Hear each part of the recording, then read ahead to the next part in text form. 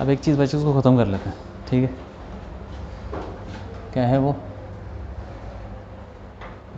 Calculation rounding off significant figures. थोड़ा पढ़ा होगा तुमने, क्यों? ये छोटी छोटी चीज़ें हैं, कुछ भी नहीं है। तो देख लेते हैं सिग्निफिकेंट फिगर्स, ठीक है। तो इसका मतलब ये है कि कितनी डिजिट तुम्हारे लिए इम्पोर्टेंट है। जैसे कि हमारे देश की जनसंख्या कितनी है, कुछ तो होगी, क्यों? 1.4 बिलियन। अरे तो ठीक है, 145 140 145 मान लीजिए, 145 करोड़ है, ठीक है। तो एक्चुअली इतने थोड़ी होंगे, 145 उसके आगे 000, इसके इतने ही लोग होंगे, पैदा भी हो रहे हैं, मर भी रहे हैं, तो बढ़ रहे होंगे यार कुछ। लेकिन हम 145 ही बोलते रहते हैं, क्यों? 1-2 साल तक, फिर 46, ऐसे करके 150 हो जाएगा, क्यों? ऐसा तो नहीं बोलेंगे ना 145 करोड़ 72 लाख, क्यों? ऐसा नहीं बोलते, क्योंकि वो हमारे लिए इम्पोर्टेंट नहीं है। इसी को बोलते हैं सिग्निफिकेंट। जो डिजिट्स इम्पोर्टेंट हैं वही सिग्निफिकेंट है। जैसे कि किसी के वॉलेट में पैसे रखे हुए हैं, मान लो कुछ 5,000 रुपये हैं, 5,230 रुपये और कुछ खुले, तो वो क्या बोलेगा? कोई पूछेगा कितने पैसे तेरे पास, तो वो क्या बोल, पूरे पैसे बताएगा। जितने उसके लिए इम्पोर्टेंट होंगे वो बता देगा, यार 5,000 है कुछ, तो 5 इम्पोर्टेंट है, 5 वो सिग्निफिकेंट है, ठीक है। समझ में आ रहा है? हाँ, ऐसे। तो वही चीज़ है, उसके कुछ रूल्स हैं, वो देख लेते हैं कि किस नंबर में कितने सिग्निफिकेंट फिगर्स होंगे, कैसे पता करें। जैसे मान लो 4732 है, इसमें कितने हैं भाई सिग्निफिकेंट फिगर? 4। कोई नंबर है, कोई भी नंबर है, उसमें जितने भी नॉन ज़ीरो नंबर है ना, सारे नॉन ज़ीरो नंबर सारे सिग्निफिकेंट होते हैं, ठीक है। अब मान लो कि ये है 4700, इसमें कितने होंगे? 2। क्या ये पढ़ा क्या तुमने? पढ़ रखा है? कहाँ पढ़ा? किधर? हाँ ठीक है, रटने वाली चीज़ है, ज़्यादा कुछ नहीं है। इसमें जो आखिरी के ज़ीरोज़ हैं वो काउंट नहीं होते। जैसे 145 करोड़ में करोड़ जीरो काउंट नहीं होते, इसी इसमें 2 होंगे, ठीक है। और ये 4702 बता दो जल्दी। तो इसमें जो जीरो अगर बीच में आ गया तो वो काउंट होगा। ज़ीरो अगर किसी नंबर के बीच में आ गया काउंट करना पड़ेगा। 4 हो गया। 4 चौथा। वैसे मान लो अब क्या होगा इसमें, डेसिमल वाले लेते हैं, ठीक है। 4.732 कितने होंगे इसमें? इसमें भी नॉन ज़ीरो तो सारे काउंट होने हैं, तो 4 हो गए।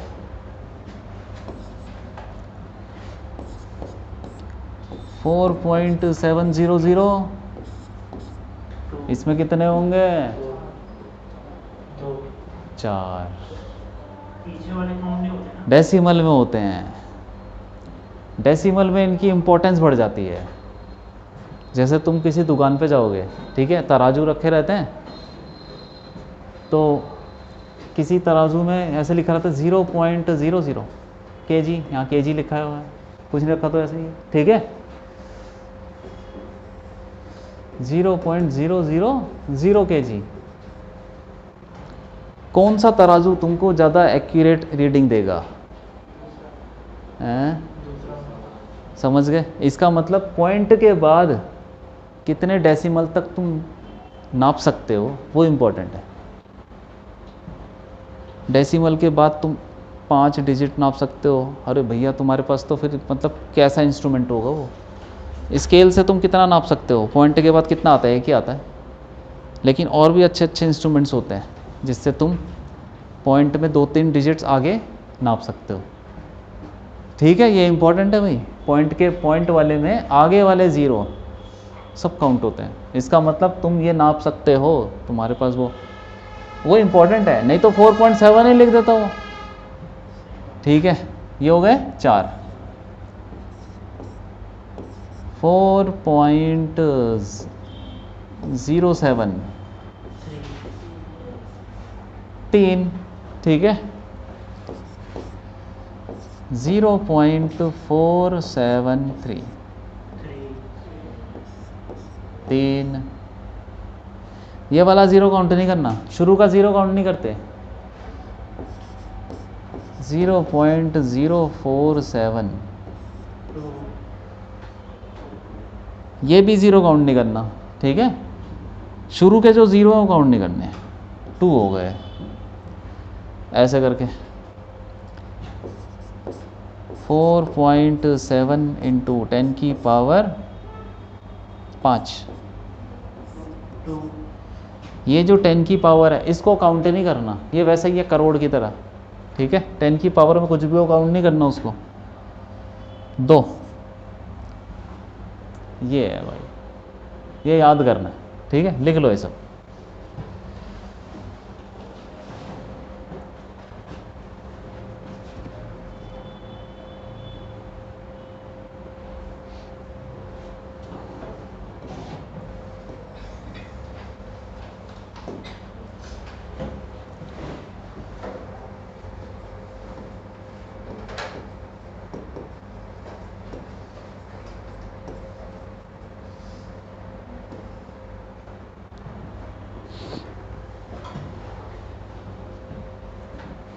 ये भी तुमने पढ़ रखा होगा, राउंड ऑफ करना, ठीक है।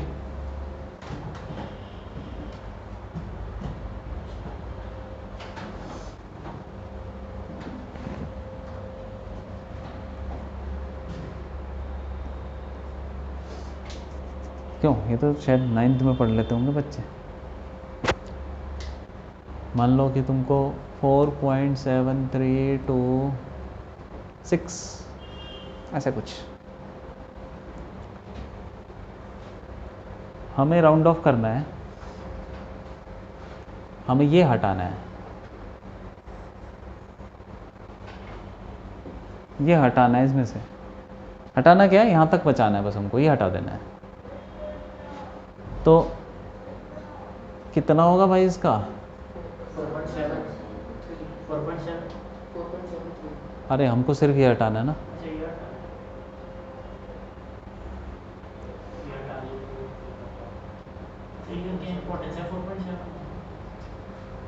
और जो हटाना है, ठीक है, उसका पहला नंबर देखो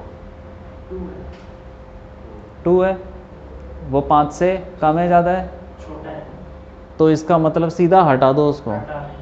26 को सीधा हटाओ, 4 पॉइंट क्यों हो जाएगा भाई, हमको वो हटाना है बस, हमको 3 ये रखने हैं, 3 डिजिट रखने हैं, तो वो हटाना है। तो वो हटाने के लिए देखना पड़ेगा पहला नंबर 5 से कम है, तो हटा दो सारा, सीधा हटा दो, ठीक है। तो इसमें ये भी लिख सकते हैं, ये वाला डिजिट लेस देन 5 है, लेस देन 5, ये 2 वाला लेस देन 5, ठीक है। दूसरा मान लो 4.7386, अब हमको ये हटाना है, तो हमें देखना पड़ेगा पहला नंबर 5 से बड़ा, 4.77, ये वाला नंबर मोर देन 5 है, मोर देन 5, तो फिर ये जो इससे पहले वाला नंबर है, इसके लेफ्ट में जो नंबर है उसमें 1 बढ़ा दो, 3 का 4 हो जाएगा, तो क्या हो जाएगा 4 पॉइंट,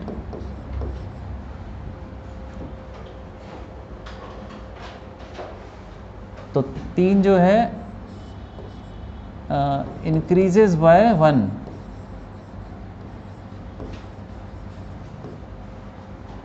और ये जो है ये लिख दे रहा हूँ सब मैं, ठीक है, रिमेन्स सेम। पहला नंबर 5 से छोटा है तो ये सेम रहेगा, ये वाला पहला नंबर 5 से बड़ा है तो ये इससे पहले वाला जो डिजिट लेफ्ट में है वो एक बढ़ जाएगा। अगले पे आ जाओ, 4.7352 ऐसा मान लो। अब मान लो 5 ही आ गया, हमको ये हटाना है, हमको ये हटाना है, 5 आ गया। अब क्या करोगे? 4.74 अगर 5 आ गया, ठीक है, ये इक्वल टू 5 है, तो अब तुमको ये देखना है 5 के आगे कुछ है कि नहीं है। 3 है। 5 के आगे क्या है? आगे अच्छा आगे 2 है। राइट में नॉन ज़ीरो है, ये वाला क्या है? Non zero. 5 के आगे नॉन ज़ीरो हो तो फिर ये भी बढ़ जाएगा, एक हाँ। बढ़ जाएगा, इंक्रीजेस बाय 1।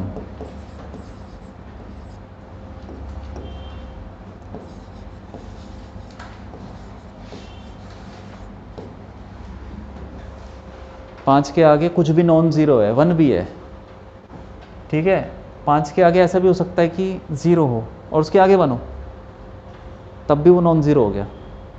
5 के आगे 001 भी है, जैसे मान लो 4.73501, तब भी वो नॉन ज़ीरो है, क्योंकि 5 के आगे 0 तो है लेकिन उसके आगे तो नहीं है ना 0। 5 के आगे कुछ नॉन ज़ीरो है, कहीं पे भी कितने भी 0 लगा के 1 भी है, तब भी यही रूल लगेगा। 5 के आगे कोई भी नॉन ज़ीरो आ जाए तो ये रूल लगेगा, ठीक है कि नहीं? क्या लगेगा? इसको एक बढ़ा दो तो कितना हो गया?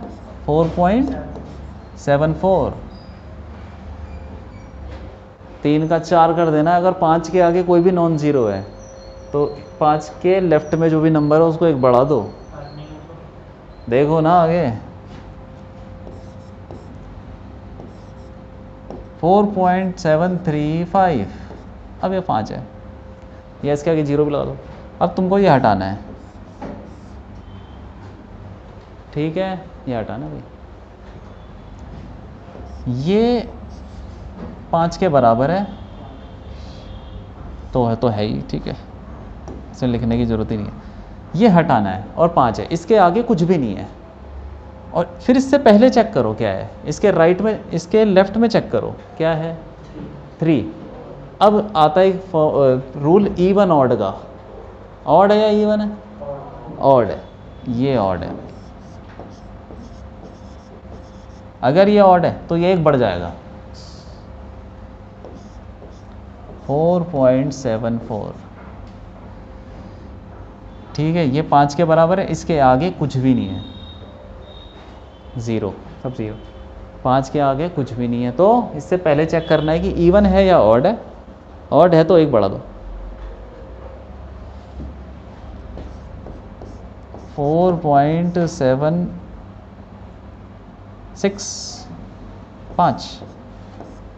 ये 5 आ गया। अब इससे पहले क्या है? 6 इवन है तो वो वैसा ही रहेगा, इवन वैसा ही रहता है, 4.76 ही रहेगा। आगे बात समझ में? ये है भाई रूल। अब तुम सब कुछ कर सकते हो, लिख लो, ये भी लिख लो जल्दी।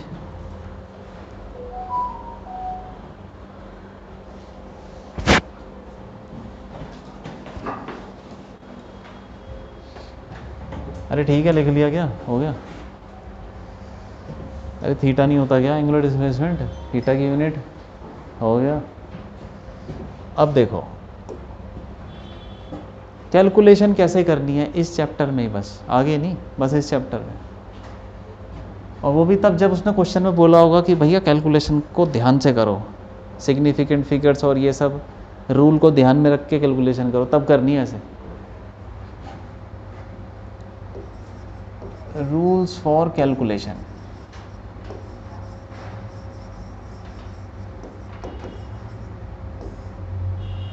पहला रूल क्या है?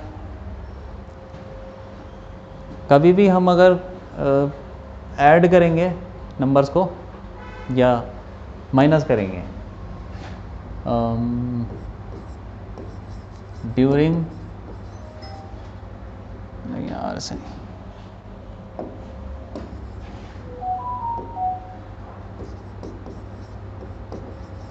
if two numbers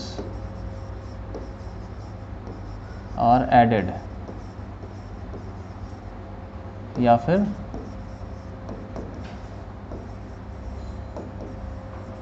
subtracted, the answer, जो भी आंसर आएगा will have least number of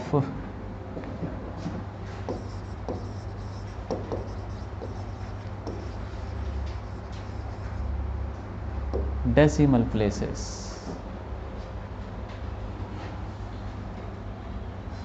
least number of decimal places, क्या समझे इसको? देखो मान लो दो नंबर ऐड करो यार, या माइनस करो, 2.346 2.346 है, ठीक है। एक ले लो 1.97, या कुछ और ले लो 1.47, हाँ ठीक है चलो, इनको ऐड करो, 6 7 4 11, कितना हो गए 8, ये आ रहा है। तो तुमको किस बात का ध्यान रखना है? आंसर तो आ गया, आंसर में क्या होना चाहिए? Least number of decimal places. तो पहले इन दोनों में डेसिमल प्लेसेस बताओ, इसमें कितने हैं डेसिमल प्लेसेस? कितने हैं? 3 हैं। और इसमें कितने हैं? 2। तो आंसर में कितने होने चाहिए? लीस्ट 2 होने चाहिए। तो 2 के लिए क्या करोगे? इसमें तो 3 है, तुमको फिर राउंड ऑफ करना पड़ेगा जिससे कि इसमें 2 डेसिमल प्लेस बचे। तो तुमको ये हटाना पड़ेगा कि नहीं, तब बचेंगे 2 डेसिमल प्लेस, ठीक है। तो कैसे करेंगे वो? तो क्या आ जाएगा बस, क्योंकि ये तो 5 से बड़ा है, 5 से बड़ा है तो सीधा ये इससे लेफ्ट में जो नंबर है उसको 1 बढ़ा दो, आ गया आंसर, ठीक है। ये इसका ध्यान रखना है। दूसरा रूल क्या है? If 2 numbers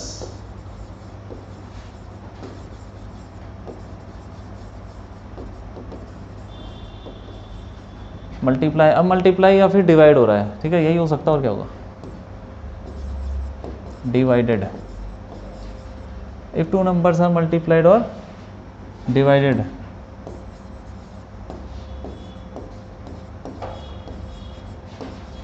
the answer will have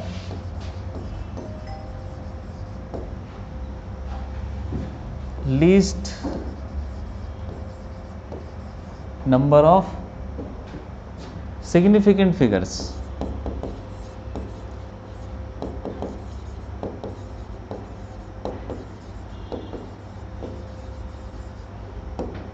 ये बात है।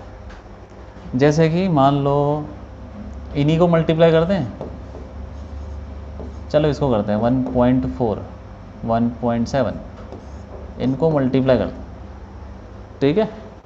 करो मल्टीप्लाई, कितना मैं करता हूँ यार, मल्टीप्लाई क्या है उसमें, जल्दी कर लेते हैं।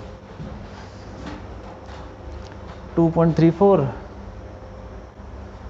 इंटू 1.7, ये आ रहा है 3.978, यह आ गया। तो अब तुमको ध्यान किस बात का रखना है? सिग्निफिकेंट फिगर्स का, कि भाई कम least number of significant figure होने चाहिए, ठीक है। इसमें कितने फिगर्स हैं? 3, और इसमें 2, हमारे आंसर में भी 2 होने चाहिए। तो हमको ये हटाना है, ये हटाना पड़ेगा, राउंड ऑफ कर दो। तो ये तो सीधा, हाँ तो ये तो सीधा 5 से बड़ा है, 5 से बड़ा है, तो फिर 9 का क्या हो जाएगा? 1 बढ़ जाएगा, 9 1 बढ़ जाएगा, तो मतलब 3.9 की जगह क्या आ जाएगा? 4.0। 3.0 मत कर देना, क्योंकि 9 से जब 10 होगा तो 10 का 1 उस पर भी तो चढ़ेगा, ठीक है। ज़ीरो हो गया। ये है भाई आंसर। तो इस बात का ध्यान रखना है, ठीक है।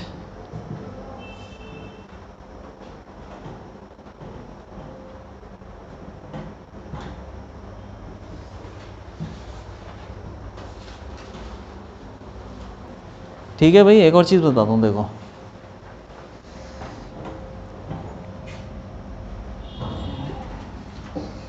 जल्दी से बताता हूँ, छोटी चीज़ है। एरर निकालना, error.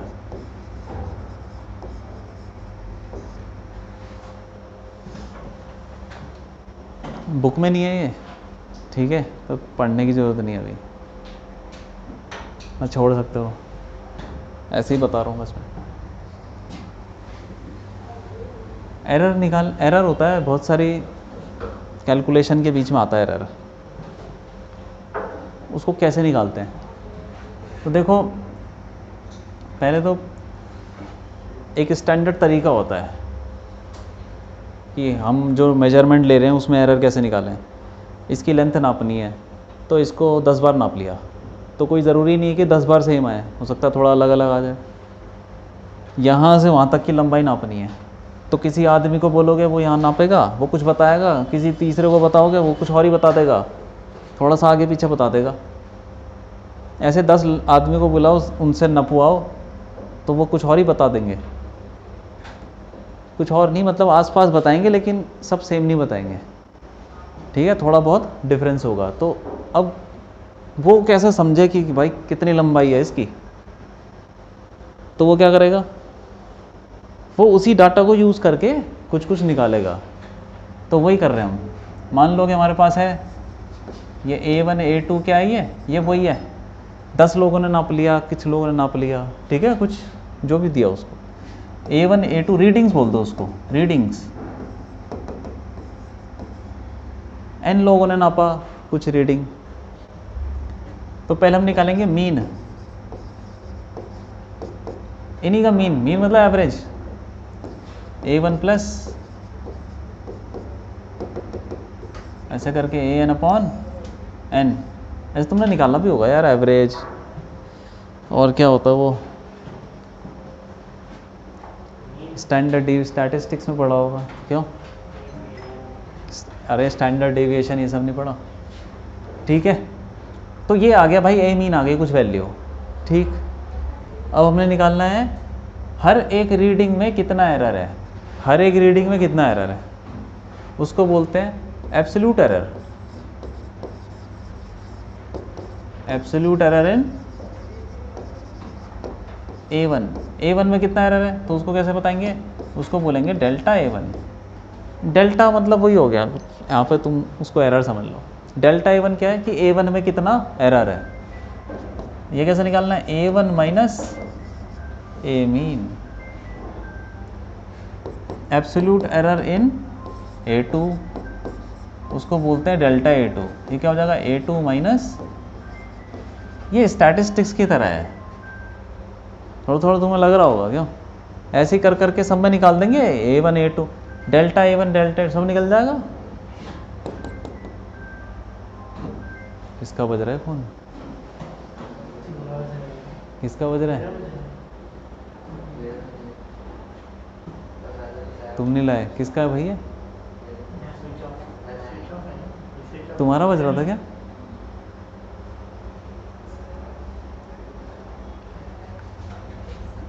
Absolute error in AN, delta AN क्या हो जाएगा, ये AN माइनस A मीन। ऐसे करके सारे निकल गए, हर रीडिंग के अंदर एरर निकल गया, ये रहा से निकल गया। अब हम इसका भी लेंगे क्या, एवरेज। हर रीडिंग में एरर है तो उस एरर का भी एवरेज लेना है, उसको बोलते हैं mean of absolute error, mean absolute error. ये क्या होता है, डेल्टा ए मीन, अरे डेल्टा ए मीन, ठीक है, डेल्टा ए मीन। ये क्या हो जाएगा, सबका एवरेज ले लो, ये जितने भी डेल्टा डेल्टा आ रखे हैं ना, डेल्टा A1 डेल्टा A2, ये दो डंडे का मतलब है कि मॉड। कभी माइनस में एरर कभी माइनस नहीं होता, याद रखना। एरर हमेशा ऐड होते हैं। अभी लिखवा देता हूँ, प्लस करते जाओ डेल्टा AN अपॉन N। ये आ गया कुछ, ये आ गया मीन। तो अब वो क्या बोलेगा, भाई मेरी वैल्यू मैं किसको मानूंगा, मैं मानूंगा ये है मेरी वैल्यू जो सबका एवरेज लिया था।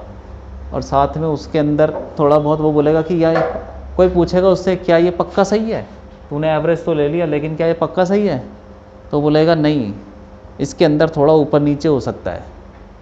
तो पूछेगा कितना ऊपर नीचे हो सकता है, तो बोलेगा कि इतना ऊपर नीचे, इतना ऊपर नीचे हो सकता है। ठीक है, तो वो बोलेगा, वो फिर ऐसे लिखेगा अपनी वैल्यू को। तो रीडिंग, फाइनल रीडिंग क्या हो जाएगी, is equal to A mean. तो ए जो भी नाप रहे थे हम, ए को बोल दो रीडिंग, ठीक। ए mean plus minus delta A mean. वो बोलेगा मेरी रीडिंग है, कहीं तुमने देखा भी होगा ऐसे प्लस माइनस लिखा रहता है, टॉलरेंस बोलते हैं उसको, प्लस माइनस। देखा हूँ क्या, अरे हर जगह लिखा रहता है, हर जगह।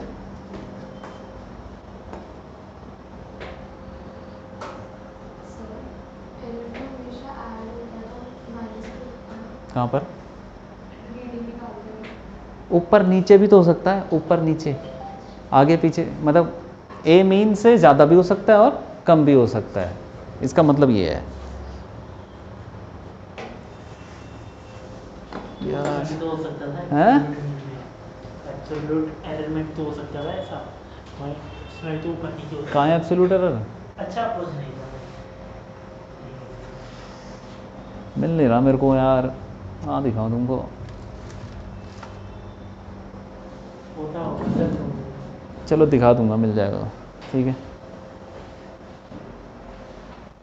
तुम कभी वो पढ़ोगे, डायमेंशन लिखा रहेगा कि ये है 4 सेंटीमीटर, ये इतना है प्लस माइनस, ठीक है। इसको बोलते हैं टॉलरेंस। टॉलरेंस मतलब इतना आगे पीछे हो सकता है। ये हो गई रीडिंग, ठीक है। अब इसमें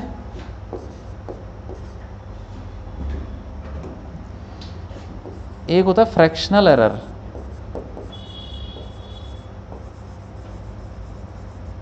फ्रैक्शनल एरर क्या हुआ, ये होता है डेल्टा ए मीन अपॉन, अरे ए मीन, ठीक है भाई, delta A mean upon A mean क्या निकालते है। फ्रैक्शनल एरर निकलता है। फ्रैक्शनल एरर मतलब तुम्हारा एरर कितना है with respect to your original reading. जैसे 100 में 100 मीटर नापोगे तो उसमें 1 मीटर का घपला हो सकता है, कोई अगर ज़मीन नाप रहा तो वो हो जाएगा 1/100, इतना फ्रैक्शनल एरर है। और एक और चीज़ होती है, उसको बोलते हैं परसेंटेज एरर।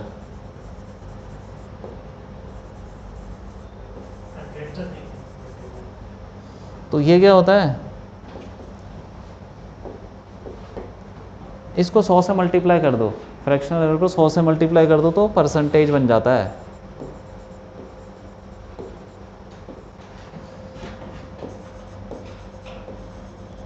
इंटू 100, ये है भाई, ठीक है।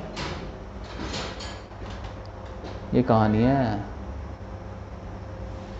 लिख लो, लिख लो उसको।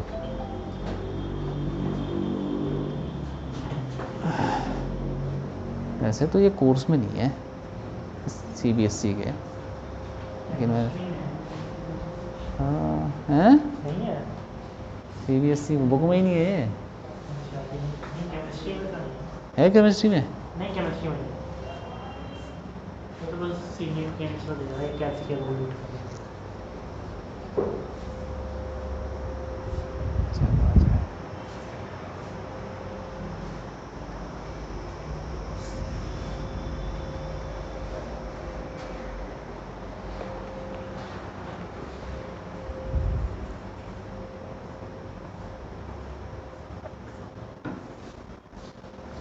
लिख लो।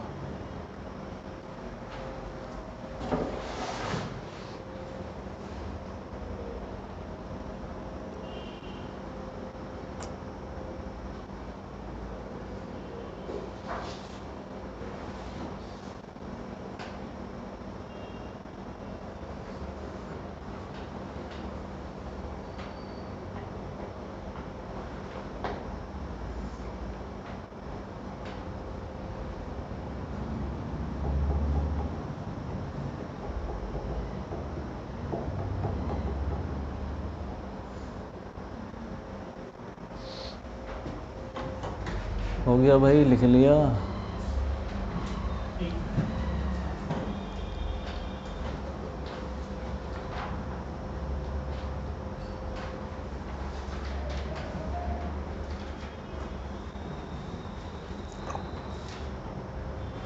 ये डेल्टा वही है जैसे चेंज करते हैं ना, चेंज, वो वैसे ही समझ लो। ठीक है, हो गया।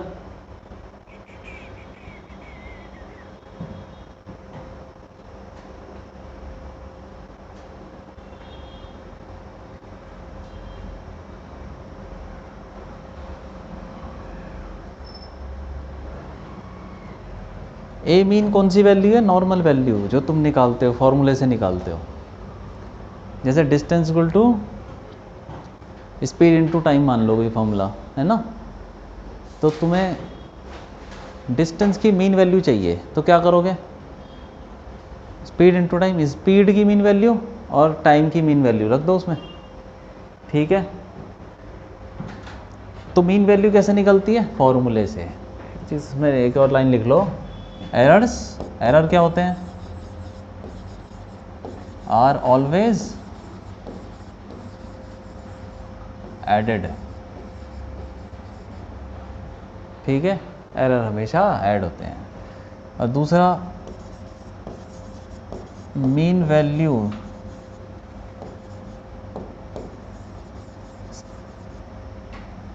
रिलेटेड बाय इट्स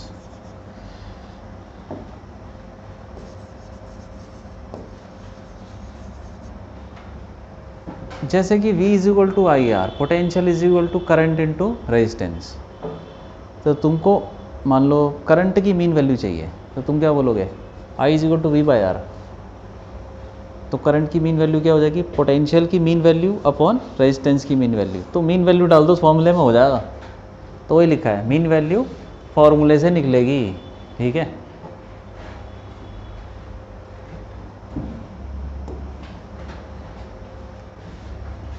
अब आ जाओ, एरर कैसे निकालना है? मीन वैल्यू तो निकलनी आ गई, क्योंकि ये जो लिखा था हमने, क्या ये, इसमें मीन वैल्यू कैसे निकलेगी? या तो तुमको ये तरीका लगाओ कि बहुत सारी रीडिंग ले ली, एवरेज एवरेज निकालो, यहाँ तक पहुँचो। ठीक है, और या तो फिर फॉर्मूला पता हो सीधा, जैसे फॉर्मूला पता होगा कि V इक्वल टू आई, जो भी फॉर्मूला है उसमें डाल दो मीन वैल्यू, तो आ जाएगी। लेकिन ये कैसे निकलेगा? या तो अगर ये तुमको दे रखा है तो इस तरीके से तो डेल्टा ये सब निकल जाएगा। लेकिन मान लो ये सब रीडिंग नहीं दे रखी, फॉर्मूला दे रखा है, तो फॉर्मूले से कैसे निकलेगा? ये क्या बोलते हैं उसको? एरर। कैसे निकलेगा फॉर्मूले से? सीधा फॉर्मूले को यूज़ नहीं करना। देखो, मान लो तुमको दे रखा है Z is equal to A plus B, ये कोई फॉर्मूला मान लो। ठीक है, तो इसमें मीन वैल्यू कैसे निकालोगे? Z की, इन दोनों की मीन वैल्यू डाल दो, हो गया। ठीक है, और एरर कैसे निकालोगे? एरर के लिए करना पड़ेगा तुमको डिफरेंशिएशन। कर दो डिफरेंशिएशन, करो। इसका डिफरेंशिएशन किया था ना, बता दो डिफरेंशिएशन, बताओ इसका। अरे Z का क्या हो जाएगा? dz, और इसका क्या हो जाएगा? dA plus dB। अब D को ना डेल्टा लिख लो, अप्रॉक्सीमेटली हम D को डेल्टा भी लिख लेते हैं, डेल्टा A प्लस, ये आ गया एरर। ठीक है, और माइनस होता तो Z is equal to A minus B. तो मीन वैल्यू तो यहीं से निकल जाएगी, दोनों की वैल्यू डाल दो मीन वैल्यू। लेकिन एरर कहाँ से निकलेगा? डिफरेंशिएट करो,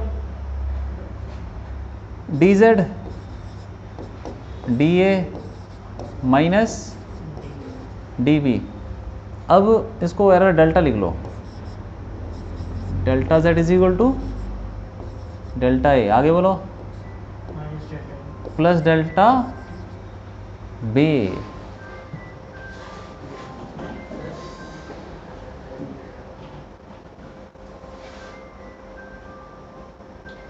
किसका फ़ोन है ये?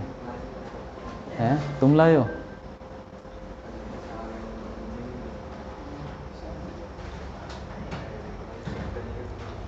साइलेंट कर दो ना। ये प्लस इसलिए हो गया, मोड लगा हुआ है इसलिए।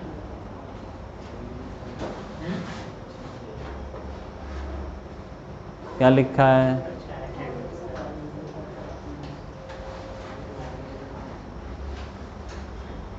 तुम लाए हो फ़ोन? अच्छा, तुम्हारा तो नहीं बज रहा, तुम लाए नहीं, तुम्हारा ही होगा फिर। ओही, ये क्या चक्कर है? अरे सारी जेबों में चेक कर लो यार। नहीं मेरी ऐसी है ही नहीं यार धुन।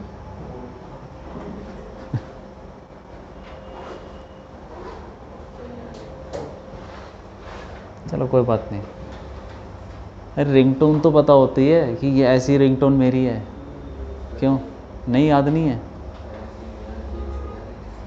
फ़ोन बजता तो पता नहीं चलता। ठीक है चलो, इसको डिफरेंशिएट किया, ये आ गया, फिर उसको डेल्टा में लिख लिया और यहाँ पे माइनस की जगह प्लस कर दिया। क्यों? क्योंकि एरर क्या होते हैं? हमेशा ऐड होते हैं। अगर तुम्हें ये दो चीज़ें दे रखी है, मान लो ये 5 दे रखा है और 2 दे रखा है, तो डेल्टा भी कितना होगा बता दो? ये 5 है ये 2 है, तो डेल्टा भी कितना होगा? हैं? 5 2 अच्छा 7 हो गया। 5 और 2 और डेल्टा भी निकालना, तो कितना होगा भाई डेल्टा भी? 3 हो जाएगा। ये उधर जाके माइनस हो जाएगा, एरर माइनस होते हैं कभी। नहीं, ये उधर जाएगा तो ये ऐड ही होगा, ऐड ही होगा। ऐड होगा ये हमेशा। ये दोनों भी ऐड होंगे, ये दोनों भी ऐड हो जाएंगे उधर जाके, ये भी उधर जाके ऐड हो जाएगा, ये सब ऐड हो जाएंगे ये।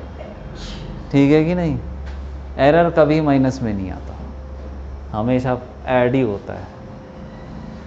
एक आदमी अगर मान लो कुछ काम कर रहा है, उसका कुछ एरर है कि वो गलतियां कर रहा है, दूसरा आदमी आ गया उसके साथ काम करने लगा, तो उसकी गलतियां ऐड होंगी कभी, मतलब ऐड ही होंगी। ऐसा नहीं हो सकता कि उसकी गलतियां और इसका ये मान लो ये ज़्यादा नमक डाल रहा है खाना बनाने में, कुछ खाना बना रहे हैं, ये ज़्यादा नमक डाल रहा है और वो कम कर देगा, कैसे करेगा? और वो भी ज़्यादा ही डालेगा, वो भी जो भी डालेगा सब ऐड ही होंगे। नहीं कर सकता कम। पानी डालेगा नेगेटिव हो जाएगा। अरे पानी डाल सकता है, लेकिन एक चांस ये भी तो है कि ज़्यादा हो जाए, तो हम उस वर्स्ट केस के लिए तैयार रहते हैं कि ये दोनों लड़के सबसे गंदा काम करेंगे तो कितना कर सकते हैं। ठीक है, एरर वो चीज़ है जो हमको वो रखना है कि भाई कितना गंदा हो सकता है, ये कितना अपने मेन वैल्यू से दूर जा सकता है। अब आ जाओ दूसरा, z इज इक्वल टू मान लो कुछ कोई दूसरा formula a into B, power भी लगाओ यार,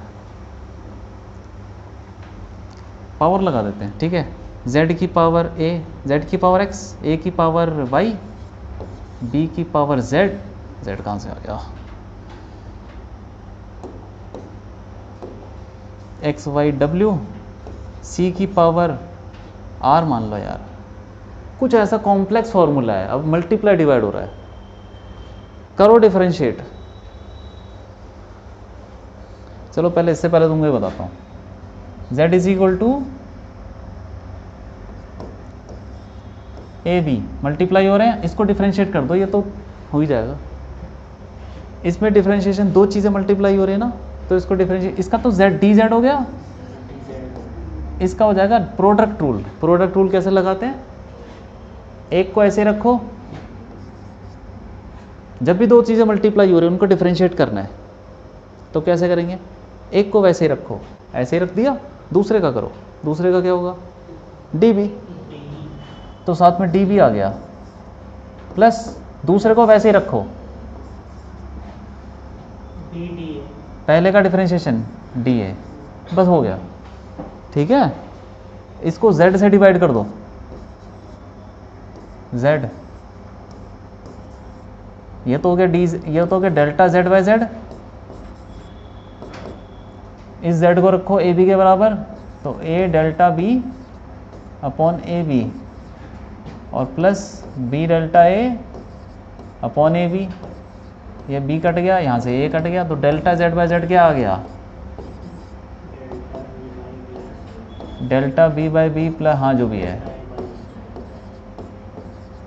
ठीक है भाई, हाँ ये बात है।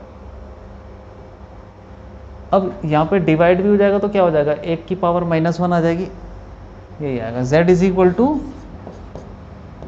a अपॉन b, इसको ऐसे लिख सकते हो a b की पावर -1, ठीक है। तो इसका तुम निकालोगे तो करना कैसे, देखो इधर, पहले तुमको ये बताता हूँ, इसका फॉर्मूला याद रखो, इसका फॉर्मूला सब में लग जाएगा। ये देखो यहाँ पे कॉम्प्लेक्स फॉर्मूला है, मल्टीप्लाई डिवाइड सब हो रहा है और सब में पावर चढ़ा रखी है। तो क्या करो, इसको डिफरेंशिएट करो, करो जरा करो, क्या आएगा, x आगे आ जाता ना, याद है, x आगे आ गया, ठीक है। अब वो सब डिफरेंशिएट करने की जरूरत नहीं, क्योंकि ये कॉम्प्लेक्स है ना, तो तुम फंस जाओगे तो बहुत लंबा हो जाएगा। याद रखो, ये जो पावर है ये आगे लिखो, उसके आगे लिखो डेल्टा z बाई जेड, कुल मिला के वो वहीं तक पहुंच जाओगे तुम, ठीक है। याद रखो, जो पावर है वो आगे आ जाएगी डेल्टा z बाई जेड, और इज इक्वल टू इसकी पावर भी आगे आ जाएगी y delta a by A, plus उसकी पावर भी आ गई w delta b by B, और इसको ऊपर ले जाओगे c की पावर -r, तो क्या आएगा यहाँ पे प्लस, क्योंकि एरर हमेशा क्या होते हैं, पावर चाहे माइनस हो, अरे भैया वही आएगा, क्या प्लस ही आएगा, प्लस, कहीं माइनस नहीं आ सकता। और डेल्टा सी बाय सी, एरर निकालते टाइम याद रखना सब कुछ ऐड होता है, सारे एरर ऐड होते हैं। ये बन गया फॉर्मूला। अब तुम इसमें ये लगा लो, लगाओ, ये देखो डेल्टा z बाई जेड, इसकी पावर कितनी है 1, तो 1 into delta z by Z, इसकी पावर कितनी है 1, तो 1 इंटू डेल्टा a बाई ए, इसकी पावर -1, लेकिन वो तो प्लस आएगा, एरर तो ऐड होते हैं, plus delta b by B. आगे बात समझ में, ये बात है। तो कुल मिला के हमने किया कैसे है, डिफरेंशिएट करके ही किया है, वो सब निकाल के, लेकिन ऐसा फॉर्मूला आ जाएगा तो याद रखना, ऐसे तुम लगा सकते हो। अब तुम करो यार, ख़त्म, चैप्टर ख़त्म हो गया।